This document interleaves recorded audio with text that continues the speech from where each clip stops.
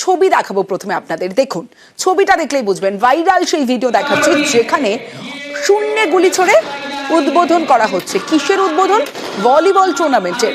এতেই বিতর্ক শুরু হয়েছে, এভাবে কি গুলি ছড়ে খেলা শুরু করা যায়? মালদায় ভলিবল প্রতিযোগিতার উদ্বোধনে চলল গুলি, রাইফেল উঁচিয়ে শূন্যে গুলি ছুড়লেন ঠিক এভাবেই 4 উদ্যোক্তা। আর এই 4 জনের খোঁজে পুলিশ অস্ত্র আইনে রুজু মামলা। আর এ নিয়ে মানিকচকে জোর শোরগোল।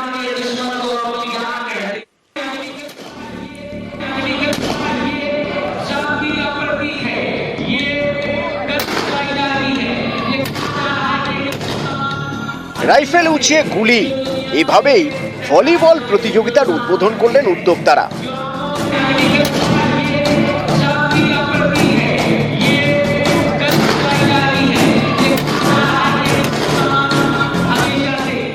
এ ছবি মালদার মানিকচকের।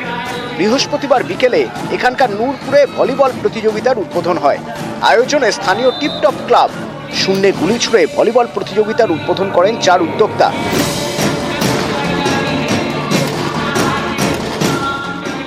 একের পর এক গুলি চলল। যাদের হাতে রাইফেল তারা হলেন ক্লাব সভাপতি নিকি খান, আব্দুল্লাহ খান, ইমরান খান এবং টিটিল খান। 4 জনেই নূরপুরের পাঠানপাড়ার বাসিন্দা। গুলি চালানোর ছবি ভাইরাল হতেই মানিকচকে জোর শোরগোল। আসরে নামে বিরোধীরা। ভিডিওতে প্রকাশ্যে সোশ্যাল মিডিয়ায় দেখা যাচ্ছে 3 জন বন্দুকধারী পরপর ফায়ারিং করছে। এক কথায় ভীতি প্রদর্শন করা। জানি না তাদের লাইসেন্সধারী বন্দুক আছে কি না। খুন, ধর্ষণ, বোমাবাজি, গুলিবাজি এটা তাদের বর্তমানে কালচার হয়েছে। পুলিশ নিরাপত্তা দিতে ব্যর্থ। তৃণমূলের জেলা পরিষদ বলুন, লোকাল প্রধান থেকে শুরু করে লোকাল অঞ্চল সভাপতি থেকে শুরু করে এবং জেলার নেতৃত্বরা উপস্থিত আছে, তাদের মদতেই বন্দুকের ফায়ারিং চলছে।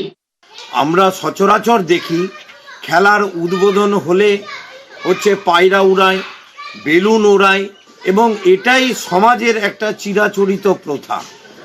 এমন কিছু উদাহরণ তৈরি করব না যে উদাহরণ সমাজের কাছে একটা খারাপ বার্তা দেয়। কেউ কেউ বলবার চেষ্টা করছেন এটা নাকি ট্র্যাডিশনাল যদি হয় ব্রেক করা উচিত। 4টি আগ্নেয়াস্ত্রই বাজেয়াপ্ত করেছে পুলিশ। তাদের দাবি রাইফেলগুলির লাইসেন্স রয়েছে।